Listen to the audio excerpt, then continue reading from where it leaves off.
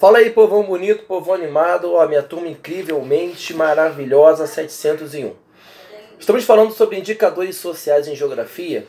A gente falou sobre isso em um tema muito legal, porque os indicadores são aquilo que vai indicar como que a nação está sendo planejada, como que ela está sendo gerida, como que ela está se comportando, as mudanças sociais. Os indicadores é o verdadeiro espelho daquilo que a nação está vivendo. É o verdadeiro raio-x.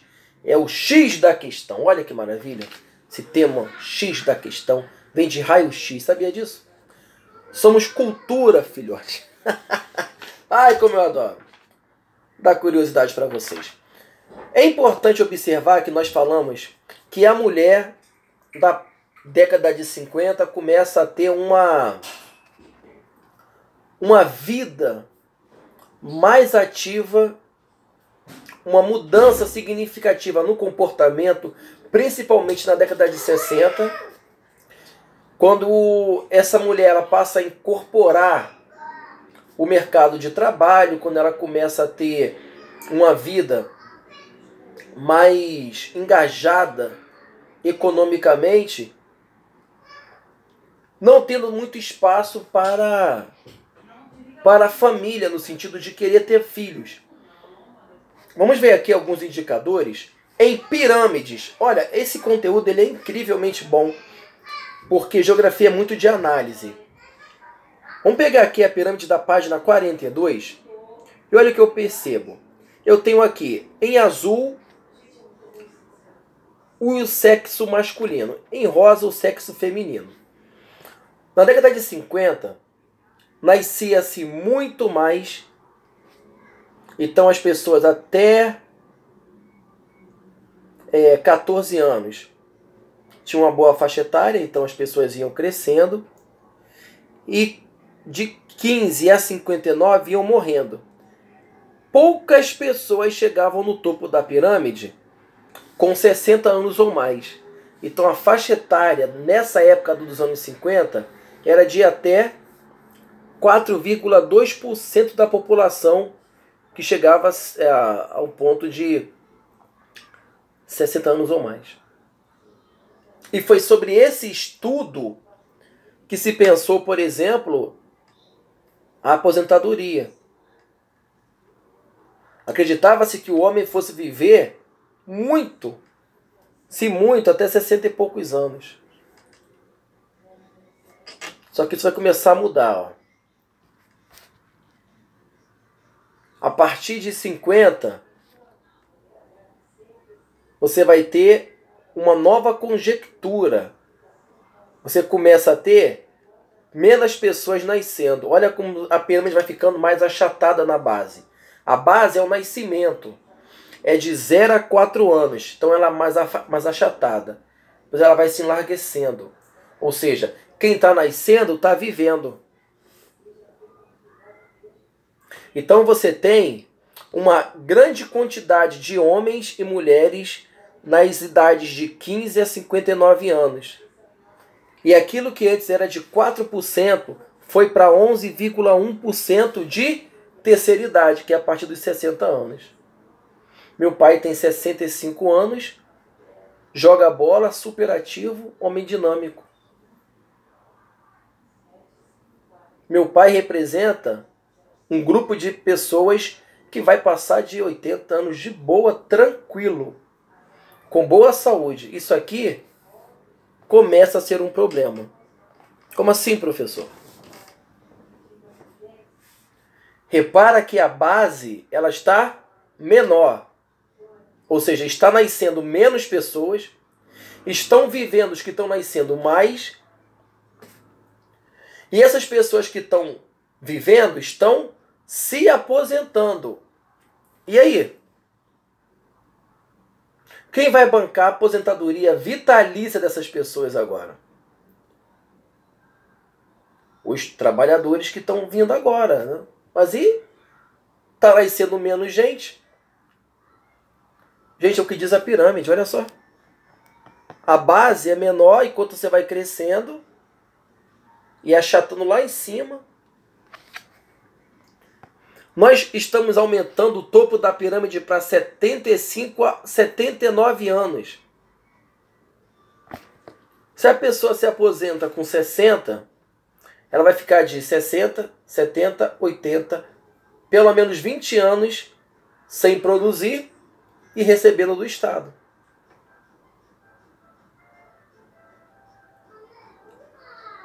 E aí? Indicadores sociais. Na página 43, nós vemos aqui, olha, que a coisa está muito mais grave. Mas isso, eu estou falando um ponto sob de vista econômico do seu governo, tá? Você que apoia esse tipo de governo, de reforma, de previdência, disso, daquilo, que a pessoa que trabalhou, ela tem o direito porque ela contribuiu. Então não é de graça. Ah, o Estado está pagando. Pagando não, ele está devolvendo o que eu contribuí. Tá entendendo? Então aqui eu estou fazendo uma crítica sob o ponto de vista econômico, mas a contribuição ela é total do seu salário. Eu, quando recebo meu salário, eu já estou contribuindo para a Previdência. E não é pouco, não. Para no final das contas receber um salário mínimo quando me aposentar. Mas só para você imaginar agora, olha como a situação piorou na página 43. 2013, que já é a idade de vocês, fazer aqui uma pesquisa. Quantos irmãos você tem? Pesquisa, pergunta para sua mãe quantos irmãos ela tem. Você vai ver que não tem mais do que 2. Eu faço parte de um grupo da década de 80 que a família reduziu drasticamente. Meu pai veio de uma família, década de 50, olha só aqui, os 50 aqui, ó, como a base era larga. Só você ver aqui, gente, é muito incrível. A história, a geografia, ela é incrível. Meu pai tinha uma família de 14 irmãos e irmãs. 14. Minha avó teve 14 filhos que viveram, fora os que morreram. Sem contar nos pulos que o meu avô deu ainda por fora.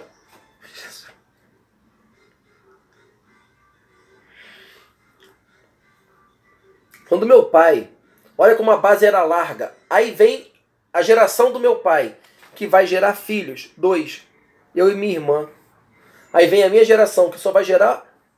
Eu só pretendo ter 1. Olha como a pirâmide está ficando, ó, limitada. Pergunta, quantos filhos você pretende ter? Uma mulher independente, trabalhadora, que vive na atividade. Se ela pensa em ter 1, é muito. 2, talvez.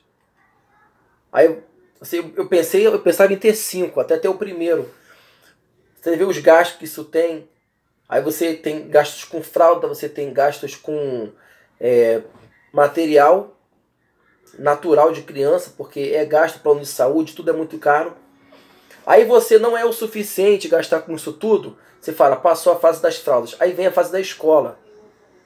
É material escolar, é uniforme, é prestação de escola. Aí passa a fase da prestação de escola, isso tudo, nada. Continua no ensino fundamental. Aquilo vai, ó, nunca para mais. A gente tem que reduzir, alguém tem que cuidar. Você tem que pagar alguém para poder cuidar do seu filho, ou então você vai parar de trabalhar para cuidar. Olha que doideira. Então ter filho é complexo na geração atual, nos dias de hoje. Tá aí a Eduarda que vai ser uma grande mulher porque ela é inteligente, super capaz, abençoada em tudo que faz, graças a Deus. Como é que eu sei disso? Pelo que ela produz hoje, vai ser muito mais amanhã.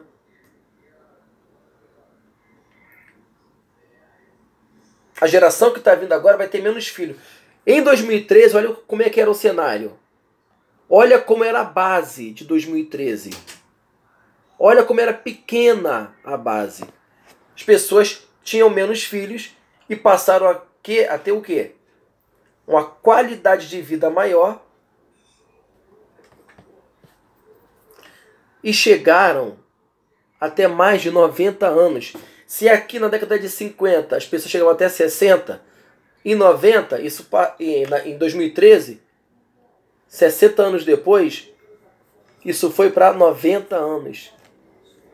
Você tem bisavó? Você tem avó? Faz uma pesquisa na sua casa aí, olha. Para casa, tá? Pesquisa. Quantos anos tem ou teve a sua avó? Sua avó é a mãe da sua mãe, ou a mãe do seu pai. Pergunta para sua mãe quantos anos a avó dela tinha, ou seja, a sua bisavó. Você vai perguntar isso, pesquisa para casa. Não, pesquisa para hoje, tá? Você vai fazer um comparativo, você vai ver. Tem mais de 90, tem até 80. Olha como que melhorou a qualidade de vida. Em 60, já vai ser a geração do João, da Maria, como pais, se pretendem ser pais. Olha o desespero. Você vai ter menos pessoas nascendo, muito mais pessoas vivendo e muito mais pessoas passando de 90 anos. 2040. Então, 2020, 2021, daqui a 21 anos, tá quantos anos? Você vai estar com a minha idade. Daqui a 20 anos. Se bem que eu tô com 35. Tá com quantos aí? 12? 33 anos, deve estar casado, deve estar com filho. A sua geração vai ser essa aqui, ó. De menos pessoas nascendo, muito mais pessoas vivendo, até mais de 90 anos. E o baque que nós vamos ter esse ano também foi terrível. Hoje, foi constatado, hoje mesmo, na pesquisa que teve, que morreu-se muito mais pessoas do que nasceram. Então a taxa de natalidade você vê pela base. Vai ser cada vez menor. Professor, isso é incrível. Entendeu como que funcionam as pirâmides etárias? Elas mostram para você como está a base. A base é o número de pessoas que estão nascendo. Aí você vai vendo aqui as classificações, ó. Até 35. Eu estou nessa base aqui, ó, na página 43. Estou na base de 35 a 39 anos. E vou passar. Eu vou até 150 anos. Bem. Aí, depois 150, não sei se eu quero mais continuar. Mas 150 eu vou bem. Vou bem. Vamos lá. Na página 44, vamos ver aqui a taxa de mortalidade infantil. Hoje é muito raro morrer crianças em nascimento. Antigamente era mais comum. Hoje ficou muito raro. De 1990 a 2012, a redução foi de 45%. O que já era pouco, pequeno, em termos de mortalidade, diminuiu ainda 45%. E isso se dá o quê? A que se deve o aumento... Aliás, a que se deve a queda da mortalidade infantil? Ao aumento da tecnologia e medicina. Ao aumento da ciência. A ciência que seu amigo bolsonarista reclama, né? Que a ciência está vendida, que a ciência não sei o quê. Questionando a vacina. Vacina que ajudou a salvar muitas vidas. De meningite, tuberculose, tanta coisa que... Sarampo. Você quando nasceu recebeu uma carteirinha de vacinação, porque isso ajuda as pessoas a não morrerem. Então a que se deve? A ciência, a melhoria da medicina e a qualidade dos serviços.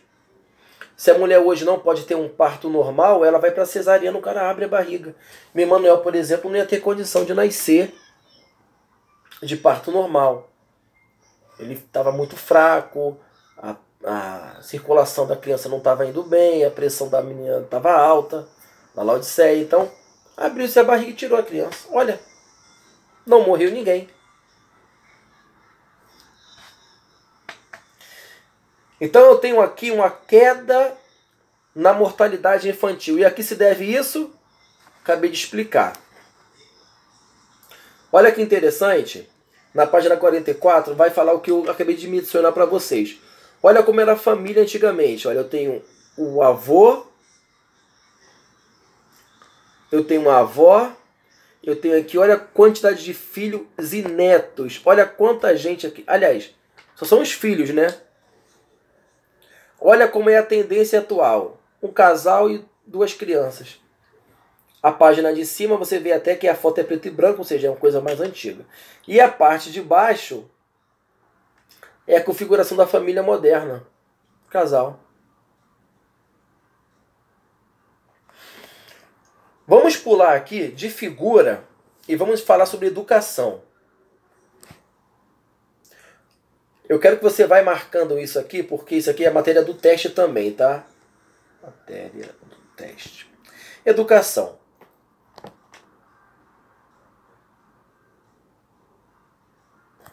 O analfabetismo é o pior índice no IDH brasileiro. Ih, olha aí. Temos então aqui, ó, marca isso. Um atraso educacional de um país. Isso pega mal no exterior. Pega mal na ONU. Um governo que não cuida da educação é um governo que não cuida do seu povo, porque a base de uma nação eficiente, moderna, inteligente é a educação.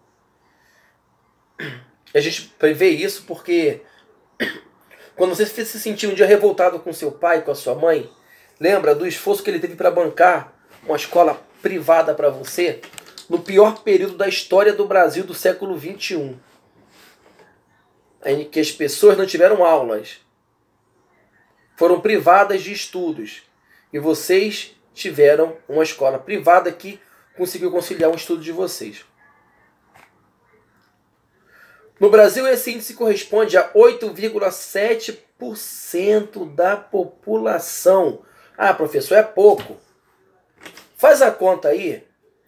Nós temos 210 milhões de pessoas. 8% de 210 milhões. Faz a conta.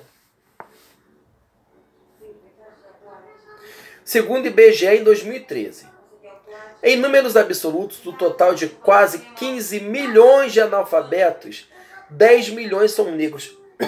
Isso aqui é forte. Marca isso. Porque o negro é burro? É por isso?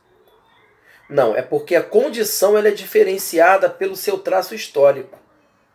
Lembra que os negros vieram de mais de 300 anos de escravidão, em que eles não tinham direitos, só tinham deveres e obrigações, em que era privado de si o direito de estudo.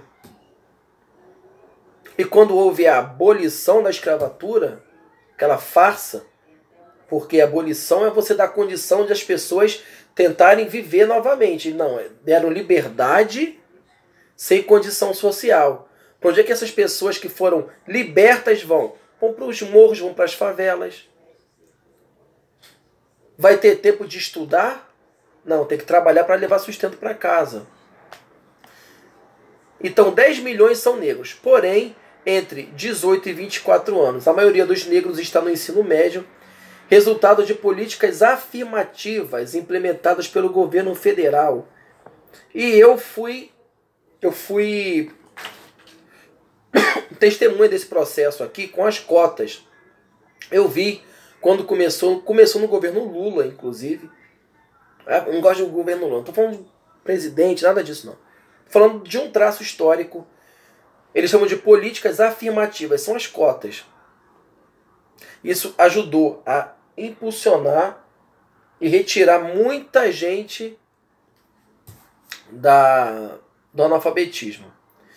No censo do ano 2000, a taxa de analfabetismo para o total do país era de 12,8%.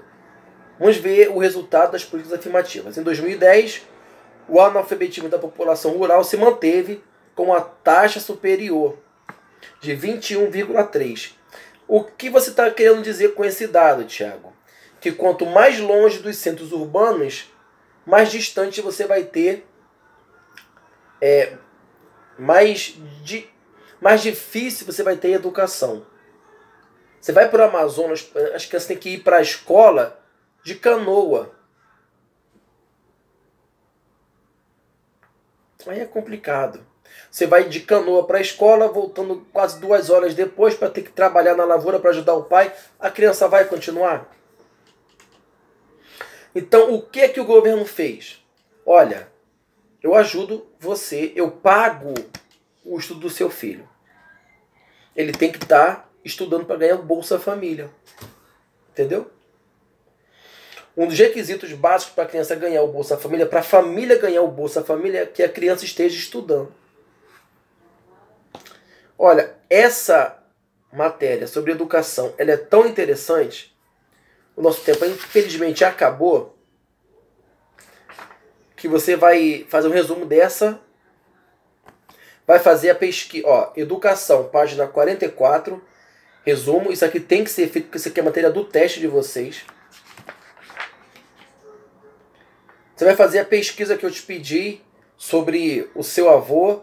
Quantos filhos o seu avô teve? Quantos filhos o seu bisavô teve? Ah, eu não sei, professor. Pergunta para o seu responsável. Ô pai, quantos filhos que o seu avô teve, pai? Aliás, quantos filhos o seu pai teve, pai? Né, o seu bisavô vai saber com eles. Vai fazer essa pesquisa e resumir sobre a educação. Tá bom? Beijo, crianças do meu coração. Fiquem com Deus, fiquem na paz. Aqui, filhote, a galera aqui, ó. Fala oi, gente. Oi, gente. Fala tchau, tchau. Tchau, tchau, capitão. Tá, deixa o pai ver. Não, calma aqui, calma aí. Olha, agora faz a atividade da página 50 e...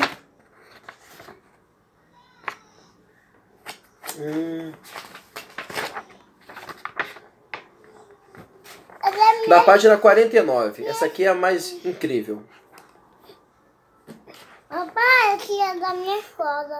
Você vai explicar como é a base da pirâmide, se é 1, a 2 e a 3. O que ela representa, tá bom? O que ela quer dizer. Fiquem com Deus e até semana que vem, gente. Tchau, tchau. Capitão.